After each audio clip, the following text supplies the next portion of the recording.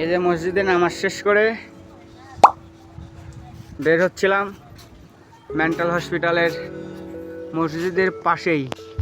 এই যে হনুমান মামা বসে আছে, হ্যাঁ সেই একেবারে সেই একটা ঘুম দিচ্ছে।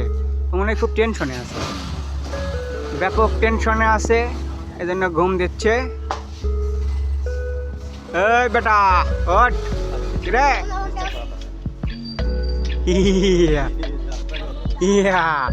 কি খবর? এই হচ্ছে আমাদের মেন্টাল হসপিটালের অবস্থা।